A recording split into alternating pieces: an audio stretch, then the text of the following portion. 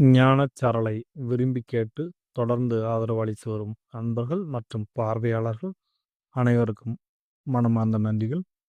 இந்த பதிவு உங்களுக்கு பயனுள்ளதாக இருந்தால் இந்த கருத்துக்கள் பலரையும் சென்றடைய உங்கள் நண்பர்கள் மற்றும் உறவினர்களுடன் ஷேர் செய்து சேனலை சப்ஸ்கிரைப் செய்யுங்கள். உங்கள் அன்பும் ஆதரவும் எங்களுக்கு என்றும் உறுதுணையாக இருக்கும். நன்றி. வேளம் இளைஞனாகிய எல்லாம் அல்ல ஸ்ரீ கடுகாசலமூர்த்தி பெருமானுடைய திருவுருளினால் வெளிவந்து கொண்டிருக்கும் இந்த ஞானச்சாரலில் பல அரிய செய்திகளை உங்களோடு பகிர்ந்து வருகிறேன். இன்று ஜோதிட உலகில் என்னுடைய இந்த பிறவியில் எனது அனுபவங்களில் சிலவற்றை உங்களோடு கூற விரும்புகிறேன். ஒரு ஜோதிடனுக்கு இருக்கிற தர்ம சங்கடமான நிலைகள் எப்படி இருக்கிறது, அதை தவிர நான் அடிக்கடி வலியுறுத்தி வருகிற இறை நிர்வாகம் என்பதை உறுதி செய்யும் விதமாக நடந்த பல சம்பவங்கள், இவற்றை பற்றியும் நான் கூறுகிறேன். எந்த ஒரு தகுதி பெற்றவர்களுக்கும் அதை பார்த்து சொல்வதற்கோ உணர்ந்து சொல்பவதற்கோ பல உபாயங்களும் வழிகளும் இறைவன் வைத்திருக்கிறாரே தவிர நிகழ்ச்சிகளை அடியோடு மாற்றிவிடும் நிலை இல்லை. அவ்வாறு ஒருவேளை நடக்குமானால் அதுவும் இறைவனுடைய அந்த நிர்வாக உத்தரவாகத்தான் இருக்கும். இந்த நபரிடம் போய் கேட்டு இவர் கூறிய வழிகளை பின்பற்றி அதனால் அவர் நன்மை தீமைகளை அடையலாம், வரக்கூடிய துன்பங்களை நிவர்த்தி செய்து கொள்ளலாம் என்பதும் ஒரு உள்வினையாக இருக்குமானால் அவர்கள் அந்த நபரிடம் போவார்கள், சொல்வதை கேட்பார்கள். இல்லாவிட்டால் சொன்னாலும் கேட்க மாட்டார்கள், வேறு வழிகளை நாடுவார்கள், வேறு நபர்களிடம் சென்று அந்த செயலை நிறைவேற்றுவார்கள். அதனால் இதில் கேட்கிற மனிதர்களையும் நாம் குறை கூற வழியில்லை, சொல்லுகிற ஜோதிடரையும் எதுவும் சொல்வதற்கும் இல்லை. காரணம் என்ன என்றால் அனைத்துமே இறைவனுடைய நிர்வாகப்படி நடக்கிறது. ஆனால் ஒன்றை மட்டும் தெளிவாக பலருக்கும் பலகாலமும் இருந்து வருகிற ஐயப்பாடு, இது அடிக்கடி அனைவருக்கும் மறந்து போகிற ஒரு முக்கியமான விஷயம். இந்த மனித சுதந்திரம் என்று இறைவன் சிறிதளவு அனைவருக்குமே கொடுத்திருக்கிறார். அதை மானிட சுதந்திரம் என்றும் ஜீவ சுதந்திரம் என்றும் சொல்லுவார்கள். இந்த சுதந்திர எல்லை ஆளுக்கு ஆள் மாறுபடுகிறது. நல்ல நிலையில் உள்ளவர்களுக்கு இந்த சுதந்திரத்தினுடைய எல்லை அதிகமாக இருக்கிறது. சாமானிய நிலையில் ஒரு பாமர நிலையில் இருக்கிறவர்களுக்கு தேவையான அளவு அந்த சுதந்திர கயிறு அவர்களுக்கு கொடுக்கப்பட்டிருக்கிறது. இந்த சுதந்திர கயிற்றினுடைய எல்லைக்கு உட்பட்டு இவர்கள் செய்ய வேண்டிய முயற்சிகளையும் செய்ய வேண்டிய செயல்களையும் பிறர் கூறுகிற அறிவுரைகளையும் ஞானிகள் முன்னோர்கள் கூறிய அறநெறிகளையும் கடைப்பிடித்து வரவிருக்கிற பிறவிகளிலும் செய்துவிட்ட செயல்களுக்கான விளைவுகளிலிருந்தும் நிவாரணம் பெற்றுக்கொள்ள பல வழிகள் சொல்லப்பட்டிருப்பதால் அதை கடைப்பிடிக்க வேண்டியது எல்லோருடைய கடமை, மானிடர்களுடைய கடமையாக இருக்கிறது. விலங்கு பறவைகளுக்கு அந்த சுதந்திரம் மிக குறைவு, மனதினுடைய ஆற்றல் மிக குறைவு. அவைகள் பாவம் செய்வதற்கு வழியும் இல்லை. உணவுக்கு இறை தேடுவதைத் தவிர அவைகள் மனம் என்ற ஒன்றை வைத்துக்கொண்டு மனிதனைப் போல் பலவிதமான சுயநலத்தால் செய்கிற பல தீமைகளை செய்வதற்கு அதற்கு வாய்ப்பில்லை. மனிதர்களுக்கு இந்த மனம் என்ற ஒன்று சிறப்பாக செயல்படுகிற காரணத்தால் நன்மையும் அதிகமாக நடக்கிறது, கணக்கில்லாத தீமைகளும் இதன் மூலமாக விளைகிறது. மனிதன் சுயநல வயப்பட்டு பல பிறவிகளுக்கும் தீராத பேராசை காரணமாக பல சூதுவாதுகள், பொய் புரட்டுகள், அதர்ம காரியங்கள் என்று பாவ சுமையை அள்ளி போடுகிறான். இவையெல்லாம் இந்த ஜீவ சுதந்திரத்திற்குள் தான் செய்யப்படுகிறது. நல்ல காரியங்களும் அவ்வாறு தான் செய்யப்படுகிறது. இவ்வாறு இந்த ஜீவ சுதந்திரம் என்ற ஒன்று இருந்தால்தான் இந்த ஜீவனுக்கு பிறவி கிடைத்து கொண்டே இருக்கும். இல்லாவிட்டால் பாவ புண்ணியங்கள் சேருவதற்கு வாய்ப்பில்லை. ஆகவேதான் இறைவன் இந்த ஜீவனுக்கு ஒரு சுதந்திர கயிறை, ஒரு குறிப்பிட்ட எல்லையை கொடுத்து, உன்னுடைய மனம் புத்தி இவற்றால் நீ நல்லதையும் செய்து மேல்நிலைக்கும் போகலாம், இல்லாவிட்டால் மேலும் மேலும் பாவச் செயல்களை செய்து இந்த பிறவி வேதனையை அதிகரித்து கொண்டே செல்லலாம் என்றுதான் இந்த மாய விளையாட்டை இறைவன் செய்கிறார். அதனால் இவருடைய செயல்களுக்கு இவர்களே பொறுப்பாகிறார்கள். இந்த ஜீவ சுதந்திரத்திற்குள் செய்ய வேண்டிய செயலை செய்ய வேண்டும், அதுவே முயற்சி என்று சொல்லப்படுகிறது. அதனால் அனைத்தும் இறைவன் செயல்தான் என்று இறைவன் மேல் பலியை போட்டுவிட்டு மனிதர்கள் விலகிவிட முடியாது. பலருக்கு அப்படிப்பட்ட ஒரு சிந்தனை இருக்கும். அனைத்தும் இறைவன் செயல்தான் என்றால் இதுவும் இறைவன் செயல்தானே என்று வாதிடுவார்கள். ஆனால் உண்மை நிலை அவ்வாறு இருக்கவில்லை. அதனால்தான் பல நீதி போதனைகளும் இது போன்ற உரைகளும் இன்றளவும் நடந்து கொண்டே இருக்கிறது. நல்லது எது கெட்டது எது என்பது மனித மனதிற்கே தெரியும்.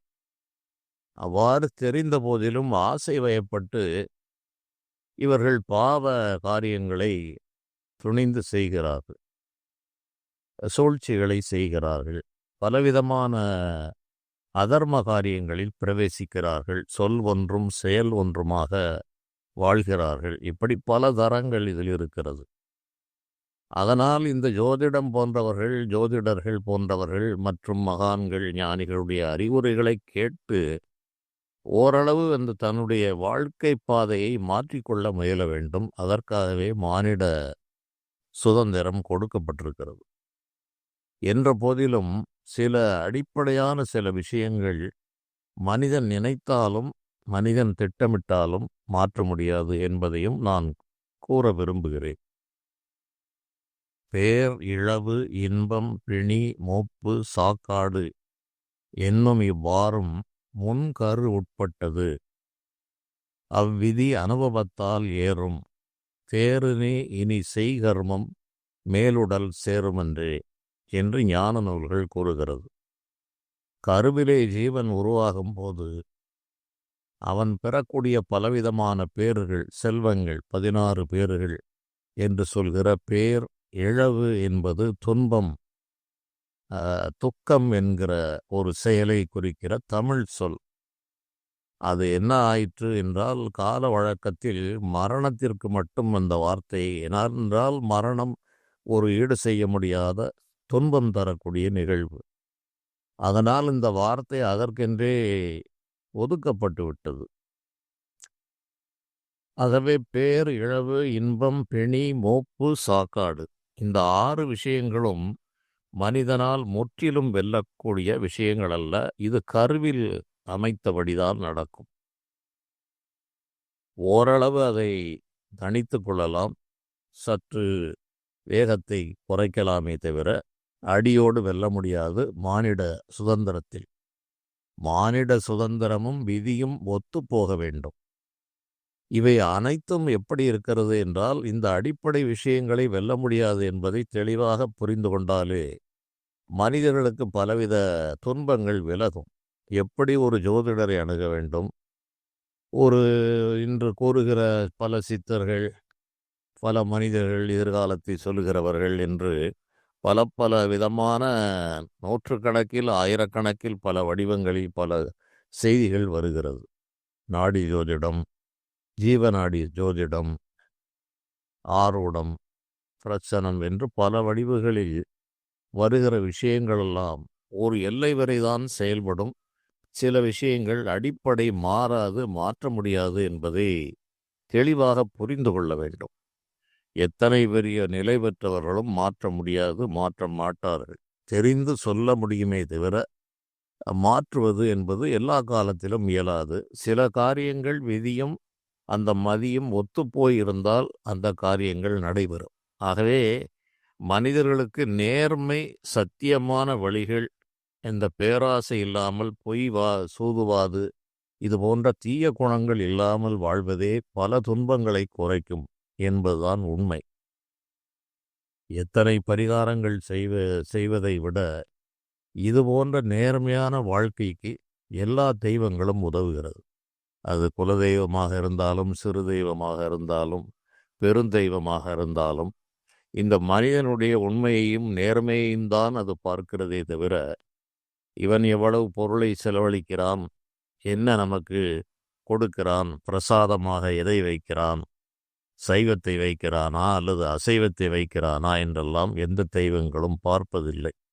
மனத்துக்கண் மாசிலன் நாதல் அனைத்தரன் என்று வள்ளுவர் மிக தெளிவாக சொல்லிவிட்டார்.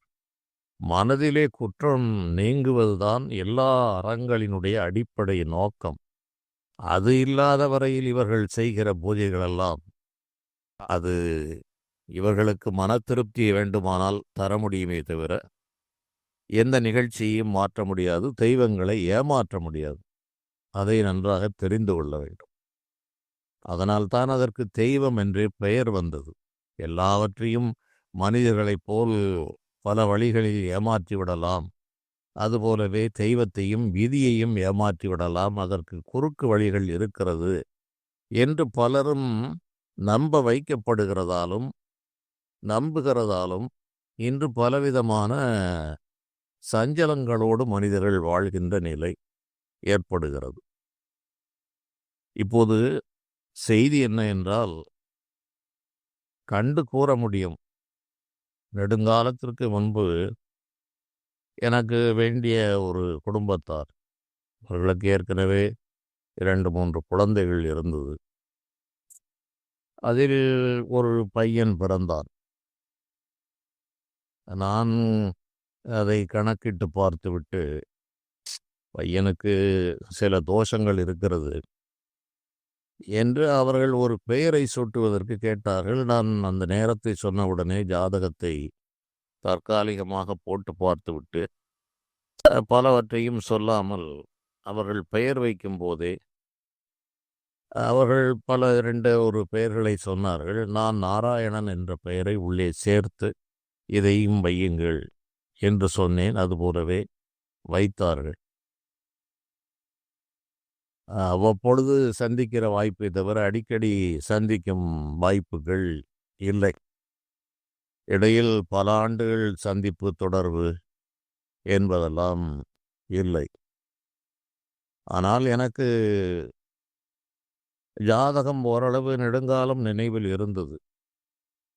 பிறகு நெடுநாள்கள் கழித்து ஏதோ ஒரு திருமண சம்பந்தமான ஒரு வயதுகள் வரவும் அந்த ஜாதகத்தை மீண்டும் பார்க்கும் நிலை வந்தது. அவ்வாறு பார்க்கும்போது அப்போதும் நான் அந்த இளமை காலத்தில் எழுந்த எண்ணங்கள் எழுந்தது. இது ஆயுள் தோஷமுடைய ஜாதகமாக இருக்கிறது என்று மனதிலே நினைத்தாலும் அவர்களிடம் சொல்ல முடியாத ஒரு தர்ம சங்கடமான நிலை. ஏனென்றால் பையன் மிக நல்ல கல்வியை கற்று நல்ல ஒரு சுப்திசாலித்தனமாகவும் மிக ஒரு நல்ல ஒரு வேலையிலும் இருக்கிறான். எப்படி இவரிடம் இதை சொல்ல முடியும் என்று ஆனால் அவர்கள் அந்த பையனுக்கு என்று பார்க்க வரவில்லை. வேறு சில ஜாதகங்களை பார்த்தார்கள். இவனுடைய ஜாதகத்தையும் நான் மனதிலே வைத்துக் கொண்டேன். சில வழிபாடு முறைகளை சொல்லி அனுப்பினேன். வேறு ஒரு திருமணத்திற்காக வந்தார்கள். அந்த பெண்ணிற்கு திருமணமும் நடந்துவிட்டது. அதற்கும் சில பரிகாரங்கள் என்றால் நான் சொல்வது ஆலயங்களுக்கு சென்று வழிபாடு செய்வதுதான். வேறு பெரிய பொருள் செலவில் யாருக்கும் நான் பரிகாரங்கள் சொல்வதில்லை. ஒரு மலர் மாலை வாங்கி அணிவியுங்கள், அர்ச்சனைகளை செய்யுங்கள், அந்த ஆலயம் சென்று மனதார பிரார்த்தனை செய்து வாருங்கள். இது போன்ற சின்ன சின்ன சில தர்ம காரியங்களை செய்யுங்கள் என்பதுதான் என்னுடைய பரிகாரம். இது மற்றவர்களைப் போல் ஆயிரக்கணக்கில் லட்சக்கணக்கில் செலவுகளை வைக்க வேண்டும். இந்த மல்டி ஸ்பெஷாலிட்டி ஹாஸ்பிட்டல் போல ஒவ்வொன்றுக்கும் ஒவ்வொரு கோயில் என்று பிரித்தெல்லாம் சொல்கிற வழக்கம் என்னிடம் இறைவன் வைக்கவில்லை. மனதில் தோன்றுகிற கோயிலை அவர்களுக்கு அந்த நேரத்தில் சொல்லி அனுப்புவதுதான். அதுபோல அது நெடுங்காலம் தடைப்பட்டிருந்த திருமணம். அவர்களும் பல இடங்களில் பார்த்து சலிப்படைந்திருந்தார்கள். அந்த காலம் வந்தது. நான் கூறினேன். அதுபோலவே அவர்களுக்கு அந்த திருமணம் நடந்தது.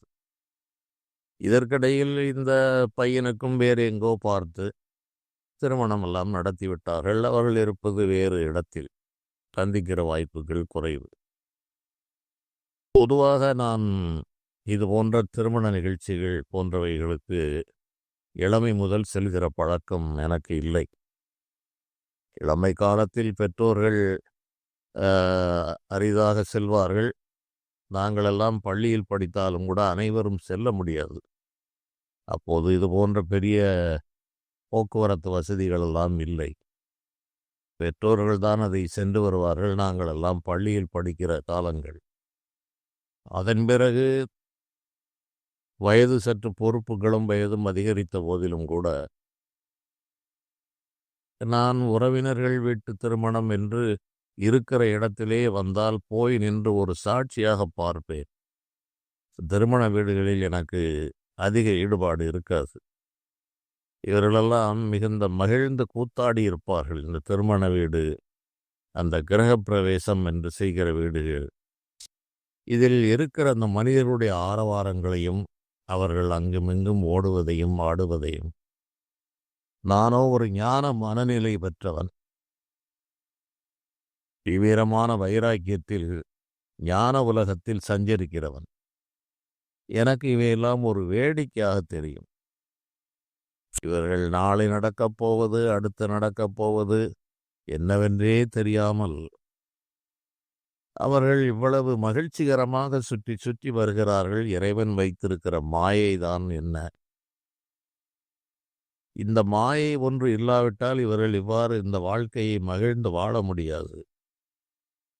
நம்மை போன்ற ஒரு மனநிலையை வைத்திருந்தால் இவர்கள் இது போன்ற கொண்டாட்டங்களில் ஈடுபடவே மாட்டார்கள் என்றெல்லாம் நான் வேறு விதங்களில் யோசித்து கொண்டிருப்பேன். ஆகவே பெரும்பாலும் இவைகளை நான் தவிர்த்து விடுவது. போனாலும் இவ்வாறு ஒரு குறிப்பிட்ட வயது வரை அந்த நிலை இருந்தது. அதை ஒரு வேடிக்கையாக பார்ப்பேன். பின்னால் இறைவன் அனைத்தையும் தடுத்து ஆட்கொண்ட காரணத்தால் அநேகமாக செல்வதில்லை. அது தவிர எனக்கு வேண்டிய ஒரு சித்த மருத்துவர் இருந்தார். அவர் சொல்லுவார், ஐயா, அந்த ஜோதிடன் வைத்தியனும் அவர் கூறுவது இந்த இறப்பு வீட்டிற்கு போகக்கூடாது, எப்படியா போக முடியும் நம்மெல்லாம் என்று சொல்லுவார். அப்போது சித்த வைத்தியர்கள் தான் இருந்தார்கள். அதனால் அவரிடம்தான் வைத்தியம் பார்த்திருப்பார். எதனால் இறந்தார் என்பது வைத்தியருக்கே தெரியும். ஜாதகம் பார்க்கிற ஜோதிடர்கள் ஊருக்கு ஒரு இருவர் இருப்பார்கள். அவர்களிடம் பார்த்திருப்பார்கள். இன்ன திசை இன்ன புத்தி, இதனால் மாரகம் நடந்தது என்று அவர்களுக்கு தெரியும். அதனால் நம்மெல்லாம் இதுக்கு போக முடியுமா ஐயா என்று அவர் சொல்லுவது உண்டு.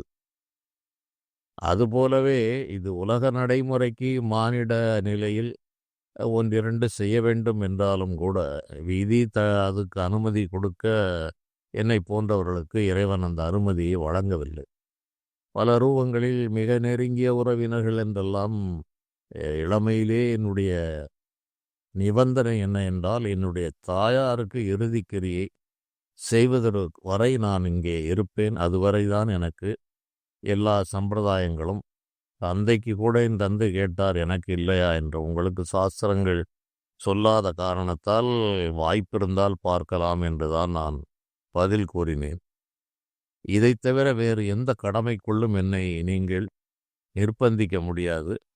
இந்த பிரபஞ்சத்தில் எந்த கடமைகளும் எனக்கு இல்லை, எந்த நிர்பந்தங்களும் எனக்கு இல்லை. நான் எந்த சம்பிரதாயத்தையும் கடைப்பிடிக்கக்கூடிய மனநிலை இறைவன் எனக்கு வைக்கவில்லை என்பது நான் என்னுடைய இளமையிலேயே என்னுடைய தாயார் இருந்த காலத்தில் விதித்த நிபந்தனை. அதனால் என் மனங்கள் ஈடுபடவில்லை. இதில் என்ன, எதற்காக இதை கூறுகிறேன் என்றால், அவர்கள் இந்த திருமணத்திற்கு வருவார், ஆசி வழங்குவார் என்றார். அதற்கான வாய்ப்பில்லாமல் போனது. அதன் பிறகு ஒரு முறை கேட்டார்கள், வெளியூரிலிருந்து வருகிறோம், உங்களை பார்த்து ஆசி பெற வேண்டும் என்று. என்னை பொறுத்தளவில் நம்முடைய ஆசிகள் வேலை செய்கிறதா இல்லையா என்பதை நான் சிந்திப்பதில்லை. இறைவனுடைய சங்கல்பத்தால் தான் அனைத்தும் நடக்கிறது என்று உணர்ந்த பிறகு, ஏதோ இறைவனை சிந்தித்திருக்கிற நேரங்களில் சில நேரங்களில் அவை சரிவரலாம், சரிவராமலும் போகலாம். ஆகவே நான் அதற்கான விதி அந்த வாய்ப்பை தரவில்லை. அன்று அவர்கள் சொன்ன நேரத்தில், என்னை கடந்து செல்கிறோம், உங்களை எப்படியாவது பார்க்க வேண்டும் என்றார்கள். நான் வேறு ஒரு இடத்திற்கு புறப்பட்டு கொண்டிருந்தேன். அது தவிர எனக்கு அந்த மனமும் இடம் தரவில்லை. அதுபோலவே அந்த சந்திப்பும் நிகழவில்லை. சில காலங்கள் கழித்தது. அந்த பையனுக்கு நான் ஒரு குறிப்பிட்ட காலக்கெடுவை மனதில் வைத்திருந்தேன். அதற்கு முன்பு வெளிப்படையாக சொன்ன காலங்களெல்லாம் அதிகமாக உண்டு. அதுபோல ஒரு நடுத்தர வயது, நல்ல ஒரு ஊதிய வாங்குகிற நிலை, நல்ல ஓரளவு திருமணம் செய்து குழந்தை குட்டிகளோடு இருக்கிறான். நல்ல திடமான ஆரோக்கியமாகவும் இருந்திருக்கிறான். திடீரென்று சில மணி நேரங்கள் என்றில்ல, மிக குறைந்த நேரங்களில் இதய நோய் தாக்கி இதயம் செயலிழந்து அந்த பையன் மரணமடைந்தான். அதன் பிறகு விஷயங்கள் எல்லாம் தெரிந்தது. அவர்கள் அதை எப்படியோ சகித்து கொண்டார்கள். வேறு வழி இல்லை. இடையில் அவர்கள் என்னை எதற்கும் கலந்து ஆலோசிக்கவில்லை. பல ஆண்டுகளுக்கு முன்பு அவர்கள் கலந்து ஆலோசித்தது என் மனதிலே இருந்தது. இந்த பையனுக்கு ஆயுள், அற்ப ஆயுள், 42 வயதை இவன் தாண்டி இருக்க மாட்டான் என்பது தெளிவாக தெரிந்த ஒரு விஷயம். அதுபோலவே அந்த வயதில், ஆகவேதான் அந்த சில கிரக தோஷங்களுக்காக நான் பெயரை கூட இணைத்து விட்டேன். அந்த ஆசியும் வழங்க விட வாய்ப்பில்லாமல் போனது. இடையில் அவர்கள் என்னிடம் அந்த ஜாதகத்தை பார்க்கவோ, அதற்கு வழிபாடு முறைகள் என்ன என்று கேட்கவோ எந்த வாய்ப்புகளும் அவர்களுக்கு இல்லை. அங்கங்கே கேட்டுக்கொண்டு அவர்கள் காலத்தை தள்ளிவிட்டார்கள். காரணம், அவர்களுக்கு எந்த தடையும் இல்லாமல் அந்த வாழ்வு போய்கொண்டிருந்திருக்கிறது. நல்ல கல்வி, நல்ல வேலை, நல்ல திருமணம், இப்படி எல்லாமே சாதகமாக போன காரணத்தால் அவர்களுக்கு இந்த ஆயுள் நிலையை பற்றி துல்லியமாக வேறு எவரும் சொல்லி இருக்கவில்லை. அதை கணிக்கிற போதே உணர்ந்திருந்த என்னிடம் மீண்டும் வருவதற்கு வீதி இடம் கொடுக்கவில்லை. வினைப்படி, அந்த ஊழ்வினைப்படி அந்த உடம்பில் வாழும் காலம் முடிந்தது. உயிர் பறவை வெளியே சென்றது. இது ஞான நிலையில் இதை சாதாரணமாக எடுத்துக்கொள்வார்கள். ஆனால் உலக நிலையில் ஒரு குழந்தையை பெற்று ஒரு 40 ஆண்டுகள் அவர்களுடைய முன்னேற்றங்களை எல்லாம் பார்த்து அந்த வயதிலே இழப்பது என்பது மிகப்பெரிய ஒரு வேதனைக்குரிய செயல். இந்த புத்திர சோகம் என்பது இந்த ஜோதிடத்தில் பலவிதமான அனுபவங்களை நாம் பெற்றுத்தான் ஆக வேண்டும். அதனால் தான் கூறினேன் தர்ம சங்கடம் என்று. உலகியல் நிலையில் பார்த்தால் மிக தர்ம சங்கடமான ஒரு நிலை. அதை ஜெயிப்பது கடினம். கடந்த ஞானியரும் கடப்போரோ தம் மக்கள் மேல் காதல் என்று ஒரு பெரிய தமிழறிஞர் கூறினார். ஞானிகளுக்கும் கூட எத்தனையோ இழப்புகளை அவர்கள் சந்தித்தாலும் இந்த சொந்த குழந்தைகளை இழப்பது என்பது ஒரு பெற்றோருக்கு மிக கொடிய வேதனை தருகிற செயல். இதையும் இந்த ஜோதிடத்தில் பல சம்பவங்களை நான் பார்க்கிற நிலை ஏற்பட்டது. இவ்வாறு பல அனுபவங்களை இறைவன் கொடுத்த காரணத்தால் தான் இந்த இறைவனுடைய நிர்வாகம் எவ்வளவு தெளிவாக இயங்குகிறது என்பதை ஓரளவு என்னால் கூற முடிகிறது. பலர் அதை அந்த அளவு ஆழ்ந்து அதை சிந்திக்காத காரணத்தால் இவை இவ்வாறு இருந்தது நடந்தது என்று பொதுவாக ஆய்வுகளை நிர்ணயித்து கூறுகிற ஒரு தன்மை பலருக்கும் வாய்ப்பதில்லை. அது எனக்கு நன்றாக தெரியும். இது நானும் கணித ரீதியாக சொன்னேன் என்று என்னால் சொல்ல முடியாது. ஆயுளை நிர்ணயிப்பதற்கு ஜோதிடத்தில் கணக்கில்லாத வழிகள், நிறைய கணக்கீடுகள் சொல்லப்பட்டிருக்கிறது. இத்தனை கணக்கீடுகளையும் வைத்துத்தான் அப்போதும் அறுதியிட்டு கூற முடியாது என்ற நிலையில்தான் அவை சொல்லப்பட்டிருக்கிறதே தவிர, இப்படி பார்த்தவுடன் இவனுக்கு இவ்வளவு வயதில் கண்டம் ஆயுள் முடிகிறது என்றெல்லாம் ஜோதிடத்தால் கூற முடியும் என்று எனக்கு தோன்றவில்லை. நான் அவ்வாறு கூறியவனும் அல்ல. நான் அதை கிரகங்களை வைத்து நான் உணர்ந்திருப்பேனே தவிர, அதுபோன்ற கிரக நிலைகள் உள்ளவர்கள் ஆயுள் நீடித்திருப்பதையும் நான் பார்த்திருக்கிறேன். ஆனால் மனதிலே தோன்றியது கூறினேன் என்பதுதான் உண்மையாக இருக்க முடியுமே தவிர, நான் இந்த ஜோதிடத்தை வைத்து சொல்லிவிட்டேன் என்று என்னுடைய மனசாட்சிக்கு ஏற்ப நான் கூற முடியாது. அந்த நேரத்தில் எனக்கு அது உதயமானது, நான் கூறினேன், அவ்வளவுதான். அதற்கு கிரகங்களும் ஒரு ஊடகமாக இருந்திருக்கலாம். இப்படி பல விஷயங்கள். இதே நபருக்கு இந்த நபருடைய உறவினர், தந்தையின் உறவினர், அது பல காலங்களாகிவிட்டது, 40 ஆண்டுகளுக்கு முன்பு ஏதோ ஒரு திருமணம், அதுவும் இது போன்ற ஒரு திருமண நிகழ்வு. நான் வேறு ஒரு இடத்திற்கு வந்திருந்த போது அருகே இருந்த ஊரிலே அந்த திருமணம் என்று எனக்கும் தகவல் இருந்தது. சரி என்று அரைகுறை மனதோடு எனக்கு வேண்டியவன் ஒருவன் இருந்தான். அவனுடைய வற்புறுத்தலால் நான் வேறு வழியில்லாமல் சரி இங்கே ஒரு 10-20 கிலோமீட்டர் தான் போய்விட்டு வந்து விடலாம் என்று அவன் மிக வற்புறுத்தினான். ஆனாலும் கிளம்பிய நேரம் அரைகுறை மனதோடு கிளம்பினேன். கிளம்பிய நேரம் முதல் அந்த பஸ் வரவில்லை, நெடுநேரம் காத்திருக்க வேண்டியிருந்தது. பலவித நான் பாதியிலே திரும்பி விடுவோம் என்று கூறினேன். அவனோ பொதுவாக பொறுமையின் சிகரமாக இருக்கிறவன். நானோ கிட்டாதாயின் வெட்டன மாறா என்கிற நினைப்பு உள்ளவன். சரி, தடுக்கிறது என்றால் விட்டுவிட வேண்டியதான், இதை போய் அவ்வளவு இருந்து நாம் போய் அங்கே ஆகப் போகிறது என்ன என்று நினைக்கிற மனநிலை உடையவன். அவனுடைய வற்புறுத்தலால் ஒரு வழியாக பொறுமையோடு சென்றோம். சென்றால் அது மாலை நேரமாகிவிட்டது, நேரங்களெல்லாம் கடந்தது. அங்கு போய் மக்களுக்கு இந்த ஆசி என்பதெல்லாம் அதிகமாக அவர்களுக்கு தேவையில்லை. அந்த தெரிந்தவர்கள் என்றால் வந்ததற்கு அடையாளமாக அந்த மொய் கவரை கையில் கொடுத்து விட்டால் போதுமானது என்பதுதான் பலருடைய எண்ணமாக இருந்தது. சரி என்று போனான். வந்தது தெரிய வேண்டும் என்ற காரணத்தால் அந்த கவரை மட்டும் கொடுத்துவிட்டு 5 நிமிடங்கள் கூட அங்கு நான் பெரும்பாலும் எங்கும் உணவுகளை ஏற்பவன் அல்ல. தண்ணீர் கூட அருந்தக்கூடிய பழக்கம் எனக்கு இல்லை.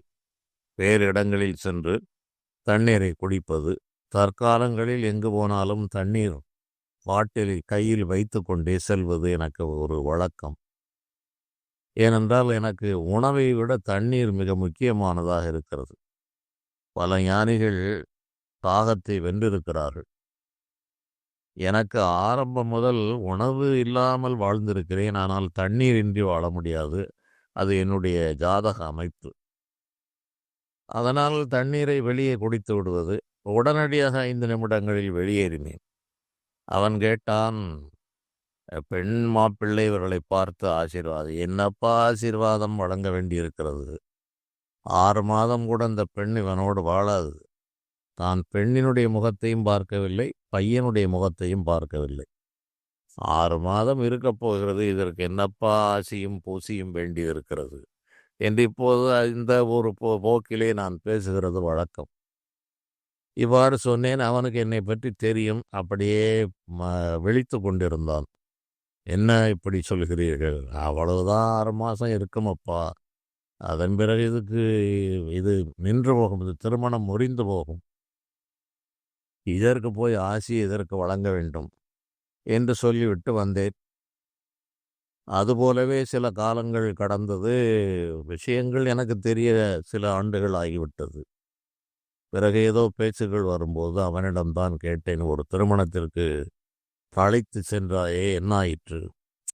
அது நீங்கள் சொன்னது போல 6 மாதம் கூட ஓடவில்லை. 3 மாதங்களிலே அது குழப்பம் ஏற்பட்டு அந்த பையன் அவ்வளவு திறமையானவனாக இல்லை, அவ்வளவு புத்திசாலித்தனம் இல்லை என்று கருத்து வேறுபாடால் அந்த திருமணம் ரத்தாகி போனது என்று கூறினான். அதன் பிறகு சில ஆண்டுகள் கழித்து அந்த பெண்ணுக்கு வேறு இடத்தில் திருமணமானது. இப்படி அந்த இறைவன் சில காரியங்களை தடுக்கிறார், மறைக்கிறார். இந்த திருமண பொருத்தம் பார்ப்பது என்பது இந்த ஜோதிடத்தில் மிக மிக கடினமான செயல். காரணம், ஜாதகமே அனைத்து ஜாதகங்களும் துல்லியமான கணிதம் உடையவை அல்ல. இதை நான் முன்பே கூறியிருக்கிறேன். சூரிய உதய வித்தியாசங்களாலும் பஞ்சாங்கங்களுடைய வித்தியாசங்களாலும் ஒவ்வொரு கடிகாரமும் ஒவ்வொரு விதத்தில் காட்டுகிறது என்கிற அமைப்பிலும் இந்த லக்கண சந்தி, லக்கண தொடக்கம் என்ற நிலையில் வரும்போது இவர்களுக்கு லக்கணம் மாறிப்போகிற வாய்ப்புகள் மிக அதிகம். பஞ்சாங்கத்துக்கு பஞ்சாங்கம், கிரகங்களுக்கிடையே பெயர்ச்சியில், சனி பெயர்ச்சியில் 1 மாதம் திருக்கணிதத்திற்கும் வாக்கியத்திற்கும் இடைவெளி வந்தது என்றால் இப்போது 1 வருடங்கள் வருகிறது.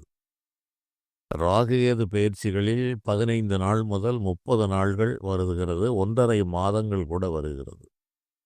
குரு பெயர்ச்சியிலும் அதுபோல் 1 மாதத்திற்கு குறையாமல் வருகிறது. இத்தனை குழப்பங்களை வைத்து கொண்டு இதில் சுத்தமாக கணிக்கப்பட்டிருக்க வேண்டும். அந்த நேரமும் சரியாக இருக்க வேண்டும். சூரிய உதயங்களை வைத்து இவர்கள் பிறந்த இடத்தை வைத்து கணித்தாலும் பஞ்சாங்கத்துக்கு பஞ்சாங்கம், கிரகங்கள் மாறுபடுகிறது என்ற நிலையில் இதை ஒரு ஊர்ஜிதமாக இதை வைத்து இந்த ஜாதகத்தை பலன் சொல்வது என்பதெல்லாம் ஏதோ தெய்வச் செயலாக ஒரு 20-30% போய்கொண்டிருக்கிறதே தவிர இது 100க்கு 100 சரி என்பது என்னை பொறுத்தளவில் அது ஏற்றுக்கொள்ள வாய்ப்பில்லை. அதில் அத்தனை விஷயங்கள் அடங்கி இருக்கிறது. ராசி ஓரளவு பிரதானமாக எடுத்துக்கொள்ளலாம், பிறந்த மாதத்தை எடுத்துக்கொள்ளலாம். ராசியிலும் கூட பஞ்சாங்கத்துக்கு பஞ்சாங்கம், திருநெல்வேலி வாக்கிய பஞ்சாங்கப்படி ஒரு ராசி வருகிறது என்றால் அதே நபருக்கு திருக்கணிதப்படி பார்த்தால் ராசியும் மாறுகிறது. இப்படி இத்தனை மாற்றங்களை வைத்திருக்கிற ஜாதகங்களை வைத்து நாம் பலன் சொல்லுவது என்பது கடினமான செயல். இந்த நிலையில் ஜாதகம் பொருத்தம், திருமண பொருத்தம் பார்ப்பது என்பது நான் ஒரு விதமாக பார்க்கலாம், இன்னொரு ஜோதிடர் ஒரு விதமாக பார்ப்பார். இந்த 10 பொருத்தத்தை பார்ப்பது என்பதிலே தான் பெரும்பாலான நபர்கள் ஈடுபடுகிறார்கள். 10க்கு 7 பொருத்தம் இருக்கிறது, 8 பொருத்தம் இருக்கிறது, ஆகவே செய்து விடலாம். ஜாதகமே எத்தனையோ பிரச்சனையில் இருக்கிறது. இருந்தாலும் அதை உள்ளே சென்று ஆய்வது என்பது வெகு சிலரே செய்கிறார்கள். அநேகர் இதை பார்த்துவிட்டு முடித்து விடுகிறார்கள். அதை தவிர இந்த தசாசந்தி என்று ஒன்று ஜோதிடத்தில் கூறப்பட்டிருக்கிறது. அநேகர் பொருத்தமே பார்ப்பதில்லை. என்னிடம் ஒருவரே கூறினார், தசாசந்தி இருக்கிறதா என்று பார்க்க வேண்டும், அதை பார்த்துவிட்டு அதிலே தசாசந்திப்பு வருகிறது என்றால் அந்த ஜாதகத்தை உடனே தள்ளிவிட வேண்டும் என்று. அவர் என்னிலும் வயதில் மூத்தவர்தான். அவ்வாறு கூறினார். அதன் பிறகு நான் கூறினேன், அது சரியில்லை. தசா சந்திப்பு இத்தனை ஓட்டைகளை வைத்துக்கொண்டு என்னையா தசா சந்திப்பை நீர் பார்த்துவிட முடியும்? பிறந்த நேரத்திலும் நட்சத்திர நாளிகைகளிலும் இத்தனை வித்தியாசம் இருக்கிறது. பஞ்சாங்கத்துக்கு பஞ்சாங்கம் வித்தியாசம் இருக்கிறது. தசாசந்திப்பு 6 மாதங்கள் என்று இருக்கிறது. அதிலும் ஒரு 25 வருடங்களுக்குள் அந்த தசாசந்திப்பு 6 மாதத்திற்குள் நிகழக்கூடாது. நிகழ்ந்தால் அது அந்த ஜாதகம் விலக்கப்பட வேண்டும் என்று இருக்கிறது. இந்த 6 மாசம் நட்சத்திரமே மாறுகிறது என்றால் அந்த திசா சந்திப்பு எந்த அளவு துல்லியம் இருக்கும் என்பதை யோசித்து பார்க்க வேண்டும் என்று நான் அவரிடம் கூறினேன். ஆகவே அதை வைத்து முடியாதையா, நாம் வைத்திருக்கிற ஜாதகமே நம்முடைய விளக்கே மங்கலான விளக்கு. இதில் வேறு இப்படியெல்லாம் நீங்கள் கட்டுப்பாடுகளை வைத்து கொண்டு பார்த்தால் இப்போது இருக்கிற காலத்தில் இவையெல்லாம் நடைமுறை சாத்தியம் இல்லை. துல்லியமான நிலைகள் இருந்தால் ஏதோ ஓரளவு அந்த காலங்களில் ரிஷிகள் சொல்லி வைத்திருக்கிறார்கள். ஆனால் இன்று சூழ்நிலையே மாறிப்போய்விட்டது. இந்த நிலையில் எப்படியா இந்த திசாசந்திப்பு இல்லை என்றால் எத்தனை உயர்ந்த ஜாதகமும் தள்ளிவிட வேண்டும் என்பதும் சாத்தியமற்றது. அதை தவிர நல்ல திசைகள் மாறும். திசாசந்திப்பில் 6 குடையவன் 12 குடையவன் திசை மாரக திசை ரோக திசை என்று வந்தால் அதை தவிர்க்க வேண்டும். பாக்கியாதிபதி திசை நல்ல உயர்வான திசை என்றால் எடுத்துக்கொள்ளலாம். முதலில் ஆயுள் சரியாக இருக்கிறதா என்பதை பார்க்க வேண்டும். இந்த திசா சந்திப்பில் இறந்தவர்கள் என்பது என்னை பொறுத்தளவில் மிக மிக குறைந்தவர்களாகத்தான் இருப்பார்கள். அதில் சிரமத்தை அனுபவித்தவர்கள். இறந்தவர்கள் என்பது பெரும்பாலும் என்னுடைய அறிவு கேட்டியபடி இல்லை. அது கிரக நிலைகளால் திசா சந்திப்பே இல்லாவிட்டாலும் அது முடிந்து போக வேண்டிய காலம் வந்தால் முடிந்து விடுகிறது. அப்படி எத்தனையோ கணக்கில்லாத விஷயங்கள் நடக்கிறது. இப்படி இந்த நிலையில் இந்த திருமண பொருத்தம் பார்ப்பது என்பது, அதிலும் இந்த கிராமப்புறங்களில் பார்ப்பது மிக மிக கடினமான செயல். இவர்கள் ஜோதிடரிடம் உத்தரவாதம் கேட்கிறது போல ஒரு ஜாதகத்தை ஒரு முறை கொடுத்து விட்டால் ஆயுள் பரியந்தம் அந்த கணவன் மனைவிக்கு ஜலதோஷம் கூட பிடிக்கக்கூடாது என்று கேட்பார்கள். எல்லாம் நன்றாக இருக்கும் அல்லவா என்பார். 4, 5, 6 கண்டிஷன் சொல்லியிருப்பேன். குழந்தை பாக்கியம் தாமதமாகலாம், உடல் நலத்தில் கவனம் தேவையாக இருக்க வேண்டும், ஒருவருக்கொருவர் விட்டு கொடுத்து செல்ல வேண்டும், இத்தனை பிரச்சனைகள் இருக்கிறது. உங்களுக்கு கல்வி, சம்பளம், அந்த நீங்கள் பார்க்கிற அந்தஸ்து இவையெல்லாம் சரியாக இருக்கிறது என்பதை பொறுத்துத்தான் நீங்கள் திருமணம் செய்ய போகிறீர்கள். ஆனால் ஜாதகத்தையும் கேட்கிறீர்கள். இதில் நான் ஜாதகம் நன்றாக இருக்கிறது என்றால் நீங்கள் கல்வியிலோ வரதட்சணையிலோ அல்லது அழகிலோ அந்தஸ்திலோ எதையும் நீங்கள் சமாதானம் செய்து கொள்ளப் போவதில்லை. அவையும் சரியாக இருக்க வேண்டும், ஜாதகமும் சரியாக இருக்க வேண்டும் என்பது உங்களுடைய எண்ணமாக இருக்கிறது. மேலும் இந்த ஜாதகத்தை வைத்துக்கொண்டு நீங்கள் திருநெல்வேலியிலிருந்து சென்னைக்கு செல்கிறீர்கள் என்றால் உங்களுடைய கார் ஹெட்லைட் சென்னை வரைக்கும் வெளிச்சம் போட்டு காட்டாது. ஒரு 10 மீட்டர் காட்டும், போக போகத்தான் தெரியும். ஆகவே இப்போது இருக்கிற நிலையை வைத்து இன்றைக்குள்ள கோள்சாரம் நடப்பு திசைகளை வைத்து ஓரளவு அடிப்படை விஷயங்களை பார்த்து சொல்ல முடியுமே தவிர ஆயுள் முழுவதும் இவர்களுக்கு வெள்ளை எழுத்து வராது, சுகர் வராது, பிபி வராது, ஜலதோஷம் பிடிக்காது என்றெல்லாம் நான் சிலரிடம் பிற்காலங்களில் இப்படி சொல்ல வேண்டிய நிலை. அந்த அளவு இதில் இவர்கள் விழிப்புணர்வு இல்லாமல் இருக்கிறார்கள். இவர்கள் ஒரு கட்டத்தை கொடுத்துவிட்டு பிரம்மதேவனாலும் இயலாத ஒரு காரியத்தை ஆயுளெல்லாம் மிக நன்றாக இருக்கிறதா, நன்றாக நான் இருக்கிறது என்று சொன்னால் இருந்துவிடப் போகிறதா, ஆயுள் முடியப் போகிறது என்று சொன்னால் இவர்தான் கேட்டுவிடப் போகிறாரா? இரண்டும் நடக்கப் போவதில்லை. விதிதான் வேலையை செய்யத்தான் போகிறது. இதை ஒரு ஜோதிடரிடம் இது போன்ற உத்தரவாதங்களை கேட்கக்கூடாது என்பது பலருக்கும் தெரிவதில்லை. இறைவனே அறிந்த ரகசியங்களை ஒரு ஜோதிடர் 12 கட்டங்களை இத்தனை ஓட்டைகளையும் வைத்துக்கொண்டு ஒரு ஜாதகத்தை கணித்து இத்தனை அதில் வேறுபாடுகள் இருக்கிறது. அத்தனையும் வைத்து இவர் அனைத்தையும் சொல்லிவிடுவார், இவருக்கு எதுவுமே வராது என்று 20 ஆண்டுகள் கழித்து ஒரு வாரமாக இருமல் போகவில்லையே, இவரிடம்தானே பொருத்தம் பார்த்தோம் என்று சொல்கிற அறிஞர்களை எல்லாம் நான் பார்த்திருக்கிறேன். ஆகவேதான் இப்போதெல்லாம் பல நபர்களிடம் திருமண பொருத்தத்திற்கு என்னிடம் வராதீர்கள் என்றே சொல்லி நான் அனுப்புவது தற்போது பொதுவாகவே குறைந்து போனது. இருந்தாலும் திருமண பொருத்தத்திற்கு நீங்கள் எங்கேயாவது பார்த்து முடியப்பா, என்னிடம் இதற்கெல்லாம் வராதீர்கள். ஏனென்றால் உங்களுக்கு அடிப்படை அந்த புரியக்கூடிய தன்மையே இல்லை. ஒரு ஜாதகத்தை காட்டி அனைத்தும் நன்றாக இருக்கிறது என்றால் எந்த ஜோதிடரும் சொல்ல முடியாதப்பா. ஆகவே நீங்கள் இவ்வாறெல்லாம் அணுகுவது சரியாக இருக்காது. அந்த அளவு அவர்களுக்கு அதில் விழிப்புணர்வு இல்லை. பலரும் அவ்வாறே வழிகாட்டிய காரணத்தால் முக்கியமான விஷயங்களை சொல்லியிருப்போம். ஆய்வுகளை பார்ப்பதில்லை. இவர்கள் அனைத்தும் சரியாக இருக்கிறதா எல்லாம் பார்த்துவிட்டு கடைசியாக ஜாதகத்தில் இத்தனை ஒரு பிரமாண பத்திரம் தான் உங்களுக்கு எழுதி தர வேண்டும் என்றே சிலரிடம் நான் கூறியிருக்கிறேன். உங்களுக்கு ஒரு பிரமாண பத்திரம் எழுதி சப் ரெஜிஸ்டர் ஆஃபீஸில் வேண்டுமானால் பதிவு செய்து தரச் சொல்லி கேட்கக்கூடிய நிலைகள் கூட வந்துவிடும் என்று நான் பலரிடம் வேடிக்கையாக குறிப்பிடுவதுண்டு. இந்த அளவு இவர்கள் ஒரு அறியாமையில் இருக்கிறார்கள். சொல்லியே கேட்காதவர்கள் இதில் எல்லாம் சரியாக இருக்கும் அல்லவா, எதுவுமே வராது என்பது மிகப்பெரிய அறியாமை. மனிதன் துன்பத்தை அனுபவிக்கத்தான் பூமியிலே பிறப்பெடுக்கிறான். அனைத்து பொருத்தங்களும் சரியாக இருக்கிறது என்றெல்லாம் ஒரு காலம் ஒரு ஜாதகத்திலும் இருக்காது. ஏதோ சென்ற சிலவற்றை இழக்க வேண்டும். எந்த மணமகனுக்கு எந்த மணமகள் என்று அது எப்படிப்பட்ட திருமணமாக இருந்தாலும் விதியால் தீர்மானிக்கப்படுகிறதே தவிர சந்தர்ப்ப சூழ்நிலைகளால் தீர்மானிக்கப்படுவது போல் நமக்கு தெரியுமே தவிர உண்மையில் தீர்மானிப்பது பூர்வ ஜென்ம தொடர்புகளாலும் விதியாலும் தான் அந்த திருமணங்கள் நீடிக்கிறது, தீர்மானிக்கப்படுகிறது, தொடர்கிறது. அனைத்துமே விதியால் தான் நடத்தப்படுகிறது. இந்த நிலையில் இவ்வாறு இந்த திருமண பொருத்த நிலைகள் இருக்கிறது. இதற்கும் பல உதாரணங்கள் இருக்கிறது. நெடுங்காலம் இவற்றையெல்லாம் பார்த்துத்தான் நான் இந்த முடிவுக்கே வந்தேன்.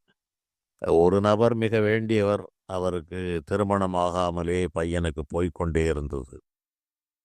பல வழிபாடுகள் இவற்றையெல்லாம் சொல்லி சொல்லி பார்த்தும் பல தட்டி கொண்டே சென்றது. இறுதியாக ஒரு நிலை வந்தது. ஒரு ஜாதகத்தை அவ்வப்பொழுது கொண்டு வருவார்கள், பார்ப்பார்கள். ஒரு ஜாதகம் வந்தது. அவருக்கு பல இடங்களில் பார்த்து சலிப்பாகி விட்டதால் இதை எப்படியாவது முடித்து விட வேண்டும் என்று என்னிடம் கேட்டார். அவர் மனைவி கேட்டார். இல்லை இல்லை, இது சரியாக இல்லை, வேண்டாம், விட்டுவிடுங்கள் என்று கூறினேன். இல்லை, நாளாகிறது, எப்படியாவது முடிக்க வேண்டும் என்றார். அவர் கணவரிடம் சொல்லி அவரும் வந்து கேட்டார். இல்லையா, இதை தவிர்த்து விடுங்கள் என்றேன். அவர் மீண்டும் ஒரு பொது இடத்தில் சந்தித்து இது நான் தவிர்க்க சொன்ன ஜாதகத்தை, ஐயா நாளாகிறது, பார்த்து பார்த்து இதாகிவிட்டது, எப்படியாவது இதை முடிக்க வேண்டும், நீங்கள் முடிக்கலாமா? ஐயா, நான் சொல்வதற்கு என்ன கடவுளா ஐயா, நான் சொல்லி இதை நடத்துவதற்கோ நிறுத்துவதற்கோ? நான் அவ்வாறு சொல்லுவதற்கு இல்லை. இதை ஜோதிட என்னுடைய உள்ளுணர்வின்படி இது வேண்டாம் என்று நான் நினைக்கிறேன் என்றேன். அவர் இதை எப்படியாவது முடிக்க எனக்கு என்னிடமிருந்து நல்ல வாக்கை பெற வேண்டும் என்று அவர் எண்ணுகிறார். அப்போது நான் கேட்டேன், பெண் வீட்டிலே பார்த்து விட்டார்களா என்று கேட்டேன். இல்லை, அவர்கள் பார்த்து மிக நன்றாக இருக்கிறது, செய்யலாம் என்று சொல்லிவிட்டார்கள் என்று கூறினார். அதில் என்ன சிக்கல் இருந்தது என்றால், பெண்ணிற்கு மாங்கல்ய தோஷம் இருக்கிறது.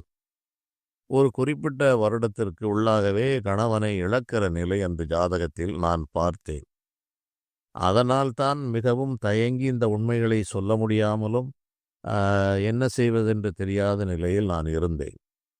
அவர் பெண் வீட்டுக்காரர்கள் பார்த்து மிக நன்றாக இருக்கிறது என்று அவர்கள் ஜோதிடர் சொல்லிவிட்டார் என்று கூறினார்கள். சரி, பெண் வீட்டுக்காரர்களே சொல்லிவிட்டார்களா என்றேன்.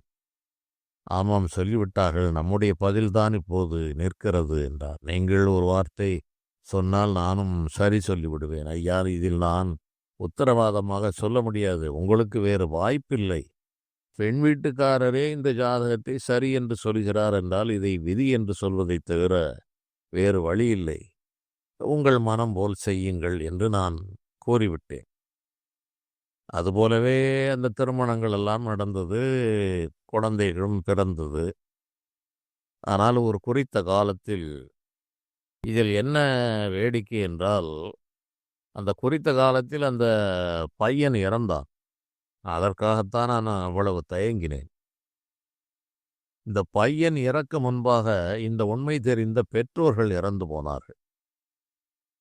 நான் கூறிய இந்த விஷயம் தெரிந்த 2 பேரும் இல்லை. அதை தெரியாதவர்கள் இருந்தார்கள். இவர்கள் அடிக்கடி என்னிடம் தொடர்பில் இருக்கிற காரணத்தால் பொதுவாக பார்க்கிறவர்கள் இவரிடம்தானே கேட்டிருப்பார், இவ்வாறு நடக்கும் என்பதை இவர் சொல்லவில்லையா என்ற ஒரு கேள்விகள் எழுந்தது. என்னிடமும் வந்தது. ஆனாலும் அனைத்தையும் இதை தெரிந்த இருவருமே இல்லை.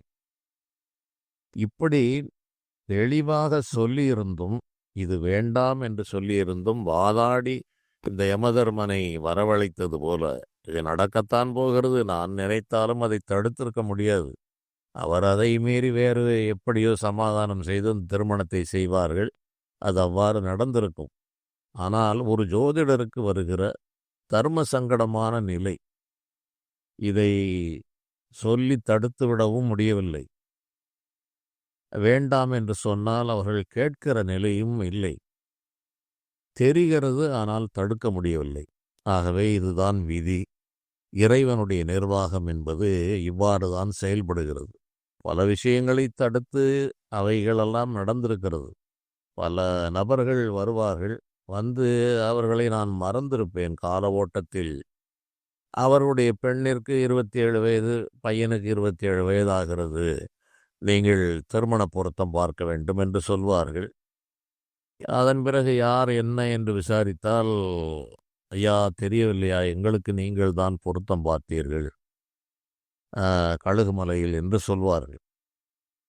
அதன் பிறகு இன்னாருக்கு நான் அவருடைய தாய் தந்தைகளை சொல்லி நாங்கள் சொன்னவுடன் எனக்கு ஓரளவு நினைவுக்கு வந்துவிடும். எங்களுக்கு நீங்கள் தான் பார்த்தீர்கள், எங்கள் பையனுக்கும் பெண்ணுக்கும் நீங்கள் பார்க்க வேண்டும் என்று வருவார்கள். ஒரு ஜோதிடனுக்கு மகிழ்ச்சி தரக்கூடிய செய்தி இது. அவர்கள் இளைஞர்களாக இருந்தபோது அந்த திருமணத்தை பார்த்து நடத்தி வைத்து அவர்களுக்கு குழந்தை பிறந்து அவர்களுக்கும் நாம் திருமண பொருத்தம் பார்க்கிறோம் என்பது ஒரு ஜோதிடனுக்கு ஒரு மகிழ்ச்சியான செய்தி. ஏனென்றால் சரி, ஏதோ இறைவன் நம் மூலமாக இந்த செயலை இவ்வளவு காலமும் அவர்கள் சிறப்பாக வாழ்வதற்கும் எந்த துன்பம் இல்லாமல் கடந்து வந்திருக்கிறார்கள் என்று அதற்கு அவர்களுக்கு ஒரு பேரன் பேத்தி பிறந்து அதற்கும் ஜாதகத்தை எழுதுகிற ஒரு வாய்ப்புகள் வரும்போது அது மனதிற்கு மகிழ்ச்சியை தருகிறது. உலகியல் நிலையில் எல்லோரும் வேண்டுவதும் அதுதான். அந்த நிலையில் அதுபோன்ற காரியங்கள் நிறைய நடந்திருக்கிறது. ஆகவேதான் நான் எளிதில் ஜாதகத்தில் திருமண பொருத்தத்தில் எளிதில் நான் சரி என்று சொல்வதில்லை. என்னுடைய அறிவுக்கு எட்டியபடி மிக நன்றாக ஆழ்ந்து பார்த்து நெடுங்காலம் அவர்கள் நிலைத்திருக்க வேண்டும் என்ற எண்ணத்தில் நான் செய்வது.